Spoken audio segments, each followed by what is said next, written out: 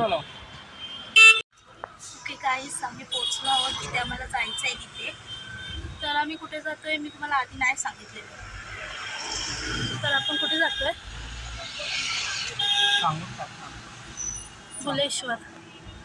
बुलेश्वरला चाललोय आम्ही.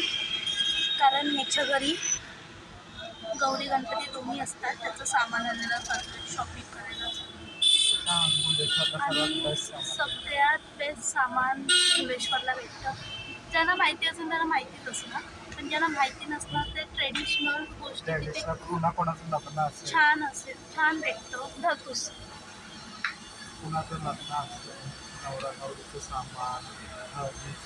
रुखवतीचं सगळंच मिळतं बुलेश्वरला. बेस्ट मार्केट बुलेश्वरवरनं सगळीकडे जातं मुंबईच्या आणि खूप अफोर्डेबल प्राईसमध्ये.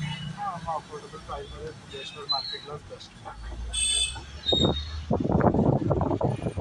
आणि आज मी सुंदर दिसते त्याच्यावर मी देवापुढे सांगितलं मला थोडीशी हवा दे.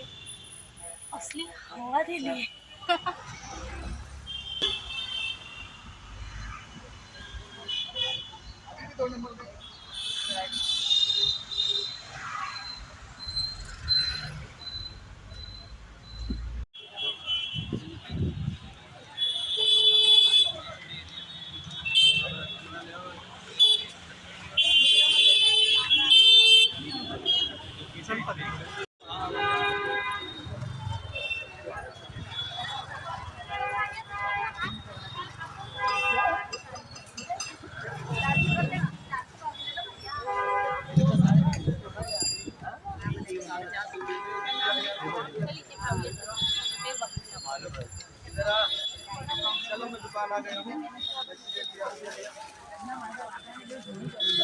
Turn left toward Panchrapole route, then make a U-turn.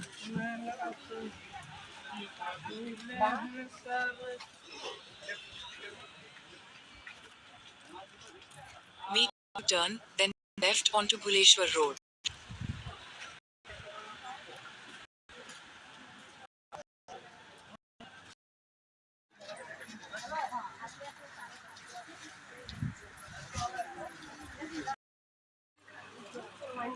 सस्ती रनिंग नहीं है क्या? ये है मुकुट ना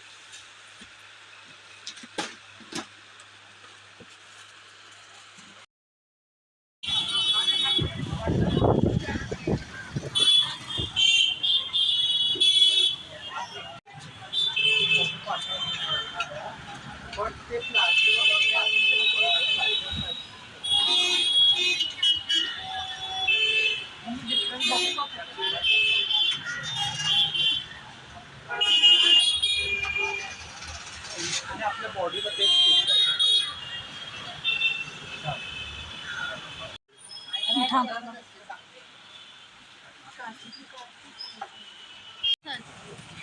फायनली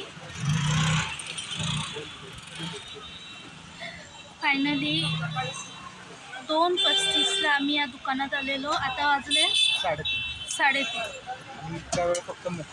फक्त मुखवटे बघितले आणि ते घेतले शेवटी. गौरीचे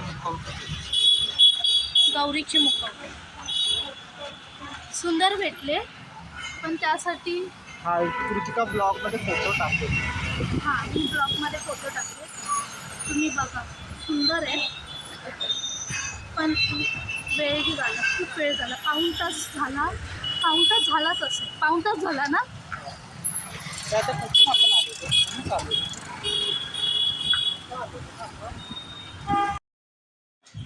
दाखवायचं.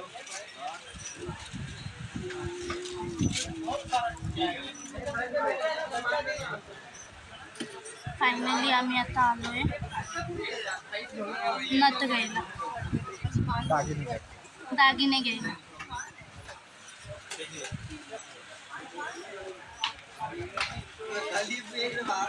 भैया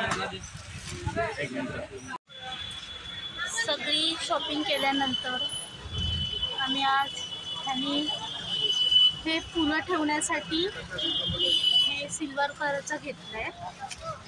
हे देवीचं मुखवटं आणि बॅगेमध्ये देवीच्या वरचं क्राऊन दाखव ना. आणि आणि काय घेतलं, आणि हा त्याच्या आईला त्यांनी हार घेतलाय, नेकलेस.